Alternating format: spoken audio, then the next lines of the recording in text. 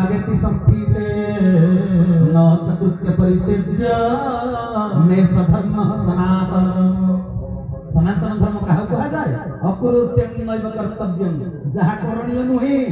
मोर प्राण चाली गले मध्य मु ताहा करिबी नाही। यह होची सनातन धर्म शिक्षा।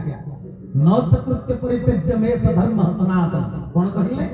जोटा करणीय जोटा करिबा उचित मोर प्राण चाली गले भी मु ताको त्याग करिबी नाही। हजी हजी बोला प्राण संकटापन्न हेले मध्य से कर्तव्य निश्चय पालन करिबी। तेणु सजन वृंद यह होची सनातन धर्म शिक्षा। तबे कोन हला कर्म ही होची धर्म। बुझि पले ना कथा कर्म होची धर्म। मानव धर्म पालन पाई आम कर्मटा प्रति मुहूर्त धर्म हबो केमिति हबो। आपण स्कूल कॉलेज यूनिवर्सिटी जो पाठ पढिचंती शिक्षा ग्रहण करिचंती जागतिक शिक्षा भौतिक शिक्षा आपण भल सर्टिफिकेट अर्जन करिचंती मेधावी छात्र परिचय ग्रहण करिचंती से शिक्षा द्वारा पेट पोषिबा पई दरमा पाई परिबे सेतिके पर्यंत से शिक्षार परामर्श से शिक्षार उपयोगिता। तेबे सजन वृंद स्कूल कॉलेज यूनिवर्सिटी आपण पाइचंती शिक्षा तेरे आत्मज्ञान और तत्व दर्शन पाई धर्म गुरु देवे दीक्षा। हजी हजी बोला यही कथा ही मोर पूर्ववर्ती आलोचक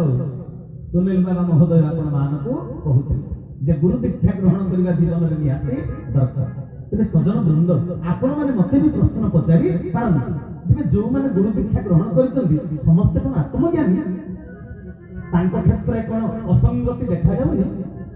सेमाने तांको जीवनर चर्चा भितरे दिनचर्या भितरे केते बेले असंगति कार्य अस्वाभाविक परिस्थिति तांको जीवन रे घटुनी सेमानक द्वारा कोनसी भूल होउनी अपराध होउनी।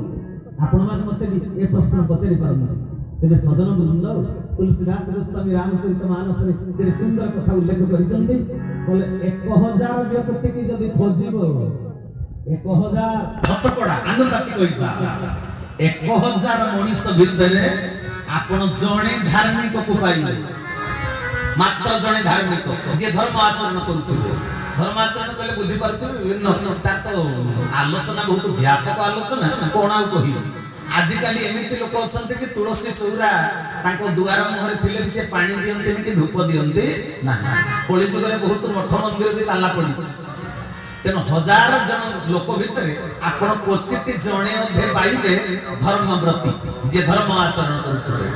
आ तुलसीदास गोस्वामी को हिसाब रे कोटि कोटि धार्मिक मानक भितर क्वचित जणे अधे पाइबे बैरागी। हजी हजी बोला बैरागी कहिला कोन बुझी पर विश्व को त्याग करिबा बैराग्य नुहे। किए खाइबा छाडी दैछि भल लुगा पटा पिंधिबा छाडी दैछि सेगुडा को बैराग्य नुहे। बैराग्यर अर्थ हैला मु केतिकी ग्रहण करिबि मोर ग्रहणीय उपकरण केति।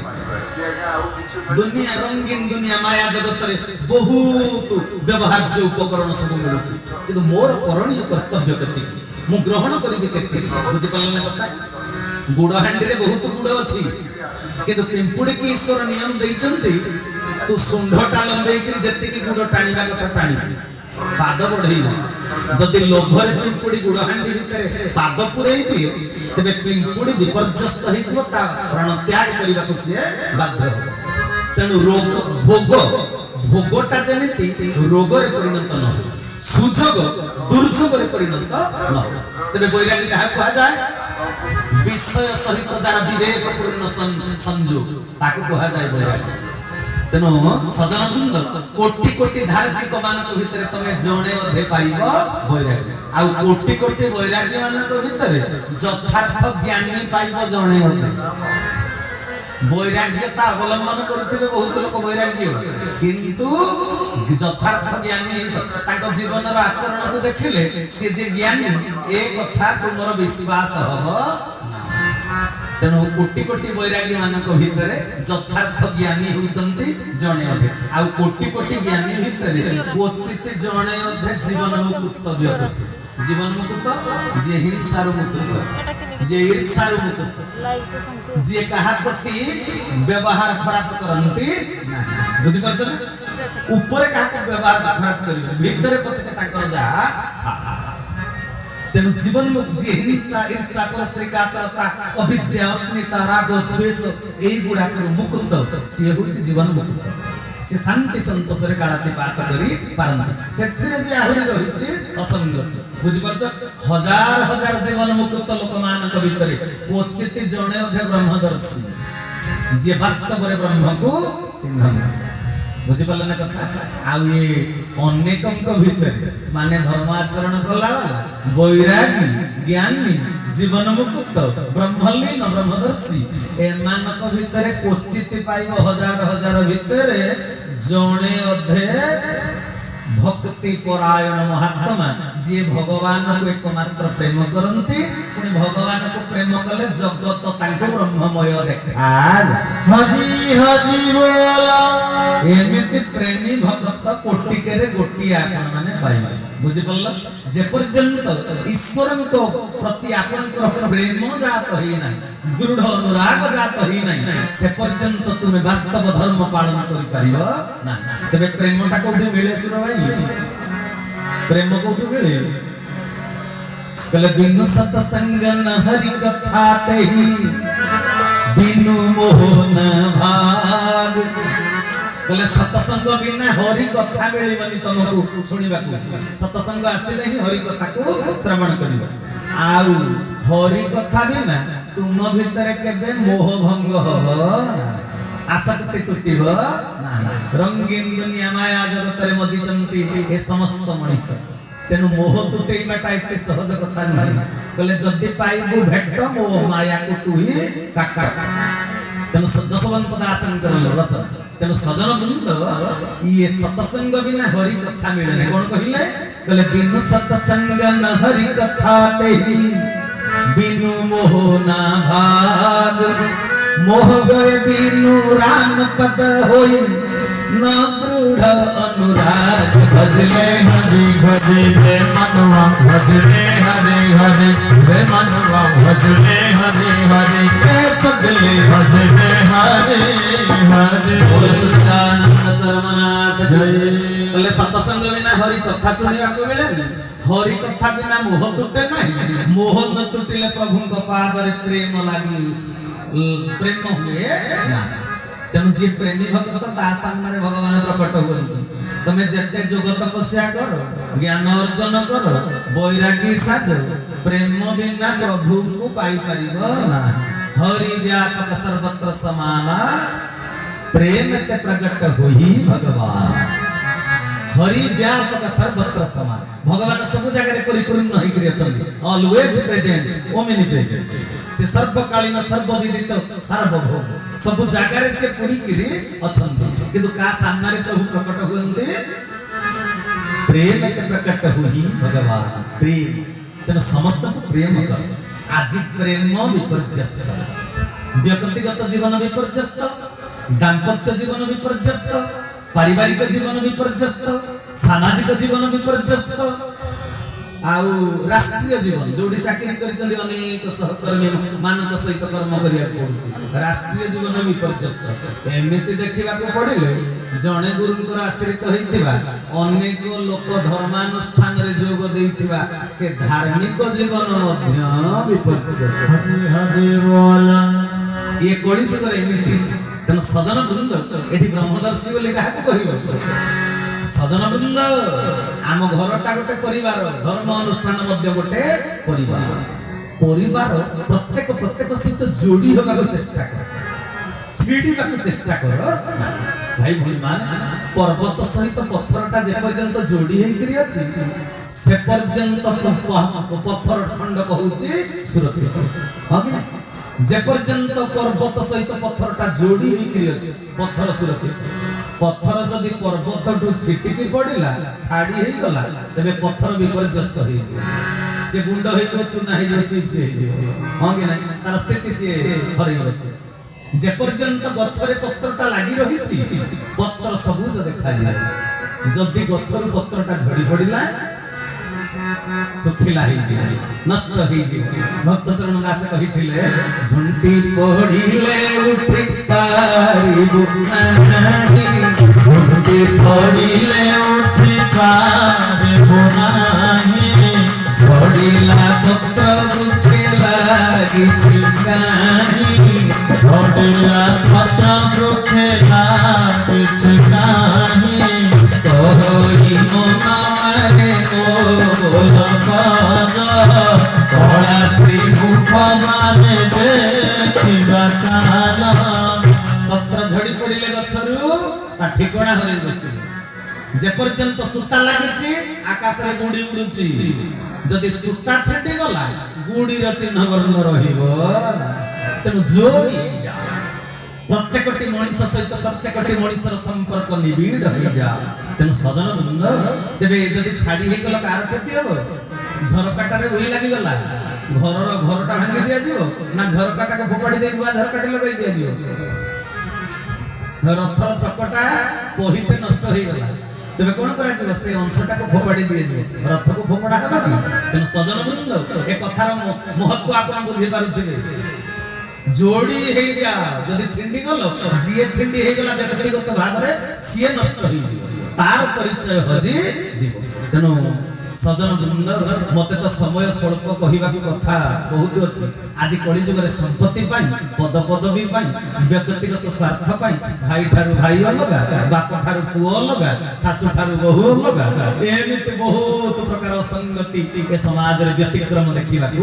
ମିଳୁଛି ବୁଝିପାରିଲ ଶେଷ ପରିଣତିଟା କଣ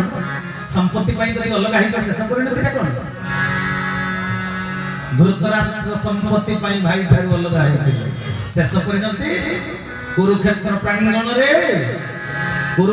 ପ୍ରାଙ୍ଗଣରେ ମରି ଯାଇଥିବା ନିଜ ଜନ୍ମିତ ପୁଅମାନଙ୍କ ଶବ ଉପରେ ବସି ଲୁହ ଗଡେଇବା ହେଲା ଶେଷ ପରିଣତି ହଜି ହଜି ବୋଲା ତେଣୁ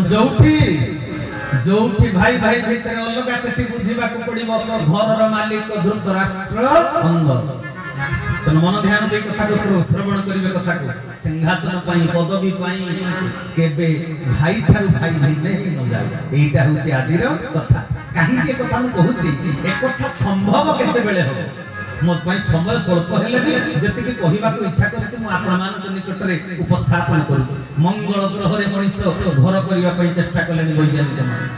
ଭଗବାନ ତିଆରି କରିଥିବା ଦୁନିଆରେ ଏମାନେ ଶାନ୍ତି ପାଇଲେନି ନିଜେ ତିଆରି କରୁଛନ୍ତି ଗୋଟେ ନୂଆ ପରିବେଶ ନୂଆ ଦୁନିଆ ସେଠି ଶାନ୍ତି ମିଳିବ ବାପା ତିଆରି କରିଥିବା ଘର ଭିତରେ ଶାନ୍ତି ମିଳିଲା ତୁ ଭିନ୍ନ ପରିବେଶରେ ନୂଆ ଭିନ୍ନ ହେଇ ଘର କରୁଛୁ ସେଠି ଶାନ୍ତି ପାଇବୁ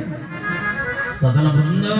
ମନ ଧ୍ୟାନ ଦେଇ କଥାକୁ ଶ୍ରବଣ କରିବେ ଭାଇ ଭଉଣୀ ମାନେ ତେବେ କହିବାର ତାତ୍ପର୍ଯ୍ୟ ଆଜି ଭାଇ ଠାରୁ ଭାଇ ସମସ୍ତେ ଅଲଗା ଏଇଟା କଣ ଭାରତୀୟ ଜୀବନ ରାମ ପରା 14 ବର୍ଷ ବନବାସ ଗଲେ ମାମୁ ଘରୁ ଫେରି ଆସିଲା ପରେ ଭରତ ଗଲେ ଭାଇ କି ଚିତ୍ରକୂଟ ପର୍ବତକୁ ଫେରେଇ ଆଣିବାକୁ ତେବେ ଆମେ ସଂସ୍କୃତିର ପୋଥି ପୁରାଣରୁ ଆମେ ପର୍ଯ୍ୟନ୍ତ କଣ କିଛି ଶିକ୍ଷା ଲାଭ କରିପାରିଲେନି ଆଜି କଳିଯୁଗରେ ସମସ୍ତେ ଡିପ୍ରେସନରେ ଅଛନ୍ତି ହଁ କି ନାହିଁ ଯାହାକୁ ପଚାରିବ କୋଟିପତି ବି ମୁହଁ ଶୁକେଇ ଦଉଛି କାହିଁକି ବିଷାଦ କାହିଁକି ଡିପ୍ରେସନ କୁହନ୍ତୁ ନା ଗୋଟେ ଯୁବକ ଯିଏ ଭାରତର ମାନଦଣ୍ଡ ଭବିଷ୍ୟତ ନାଗରିକ ଯାହା ଦ୍ୱାରା ଭାରତ ନିର୍ଭର କରୁଛି ପ୍ରଗତି ଉନ୍ନତି ବିକାଶ ସେଇ ଦେଶର ଗୋଟେ ଯୁବକ କୋଉ ଝିଅଟାକୁ ଭଲ ପାଇଛି ସେ ଭୁଲି ଗଲେ ସେ ସୁଇସାଇଡ କରୁଛି ତେବେ ଭାରତ ମାତା ସେ ଯୁବକ ଠାରୁ କଣ ଆଶା କରିବ ଦେଶର ଉନ୍ନତି ପାଇଁ ସେ କଣ ସହଯୋଗ କରିପାରିବ ସଜନ ବୃନ୍ଦ ଆଜିର ସମାଜର ଅବସ୍ଥା 13-14 ବର୍ଷର ପିଲାମାନେ ମଦ ପିଇ ବୁଲୁଛନ୍ତି କିଶୋର ମାନ ହଁ କି ନାହିଁ ସେମାନଙ୍କ ଠାରୁ ଭାରତ ମାତା କଣ ଆଶା କରେ ଆଜ୍ଞା ଆଜି ଚିନ୍ତାର ବିଷୟ ଏ ସମାଜକୁ ସଜାଡ଼ିବ କେମିତି ସମସ୍ତେ ତ କହୁଛନ୍ତି ବାରିପଦାରେ ହଉଛି ଯଜ୍ଞ ଧର୍ମାନୁଷ୍ଠାନ କଣ ସେଥିରେ ଲାଭ କିଛି ନାହିଁ ଆଜ୍ଞା ଏବେ ସଜନ ବୃନ୍ଦ ଏ ଦେଶକୁ ସଜାଡ଼ିବାର ଉପାୟ କଣ ଧର୍ମ ବିନା କର୍ମ କେବେ ସରସ ସୁନ୍ଦର ହେଇପାରିବନି ଆଜି ଦେଶର ନାରୀ ଯୋଉ ଦେଶର ନାରୀ ଝାନ୍ସୀ ରାଣୀ ଲକ୍ଷ୍ମୀବାଇ ନିଜର 6 ମାସର ଜନ୍ମିତ ଛୁଆକୁ ପିଠିରେ ଲୁଗାରେ ଧରି ବାନ୍ଧି ଯିଏ ଘୋଡାର ଲଗାମକୁ ପାଟିରେ ଚାପି ଧରି 2ଟା ଖଣ୍ଡାରେ ଘୋଡା ଚଢିକିରି ଯୁଦ୍ଧ କରୁଥିଲା ଦେଶ ମାତୃକା ପାଇଁ ସେଇ ଦେଶର ନାରୀ ପରା ବଡ ଯା ସହିତ ଝଗଡା ହେଇଛି 6 ମାସ ହେଲା କଥା ହଉନି ଜମି ପାଇଁ पहिला जातिर काने काने उठिबु आउ तो केते दिने पूर्व गौरव पूर्व महिमा पडु नाही रे तोर मने एही देशर संस्कृति आज केही सिकुना इंग्लिश मीडियम स्कूल रे पिला को पाठ पढुछन Xavier school Rotary Delhi public ସ୍କୁଲରେ ପାଠ ପଢଉଛନ୍ତି। କିନ୍ତୁ ସେଥିରେ ପାଠ ପଢିଲେ ଛୁଆ ବଡ ମଣିଷ ହେଇପାରେ, ଭଲ ମଣିଷ ହେଇପାରିବ ନାହିଁ। ତେଣୁ ବଡ ମଣିଷ କରିବା ଲକ୍ଷ୍ୟରେ ହେ ସମାଜର ଭାଇ ଭଉଣୀ ମାନେ, ଉଚ୍ଚ ଶିକ୍ଷିତ ଲୋକମାନେ, ବାରିପଦା ମାଟି ତ ଶିକ୍ଷିତ ମାଟି, ସମ୍ଭ୍ରାନ୍ତ ମାଟି, ସମସ୍ତଙ୍କୁ ହାତ ଯୋଡ଼ି ବିନମ୍ର ଅନୁରୋଧ କରିବି, ଆପଣ ମାନେ ଇଂଲିଶ ମିଡିୟମ ସ୍କୁଲରେ ପାଠ ପଢାନ୍ତୁ ଛୁଆକୁ। ବଡ ମଣିଷ କରିବାର ଲକ୍ଷ୍ୟ ରଖିବା କେବେ ଭୁଲ ନୁହେଁ। ଛୁଆ ବଡ ମଣିଷ ହବା ଦରକାର, କିନ୍ତୁ ଭଲ ମଣିଷ କରିବା ପାଇଁ ଚେଷ୍ଟା କରନ୍ତୁ।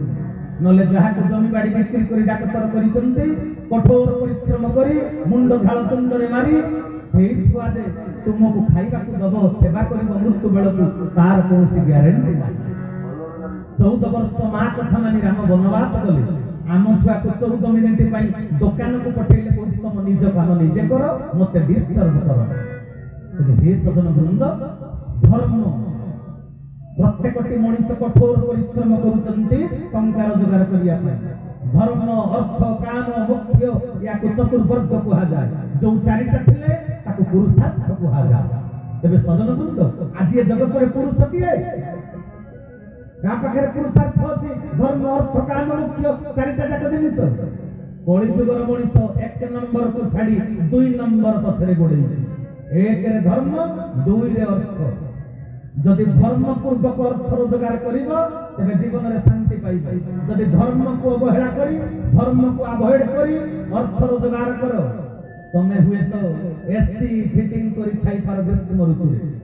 ଏସି ଉପର ଚମଡାକୁ ଥଣ୍ଡା କରିପାରେ। ସ୍ୱାମୀ ସ୍ତ୍ରୀ ଭିତରେ ଝଗଡା ହେଇଥିଲେ ଟେନସନ ଗରମକୁ ଏସି କେବେ ଥଣ୍ଡା କରିପାରିବ ନାହିଁ। ହରି ହରି ବୋଲ। ତେବେ କଣ କରିବ? ସ୍ତ୍ରୀ ଧାର୍ମିକ ସାଜିବା ଦରକାର,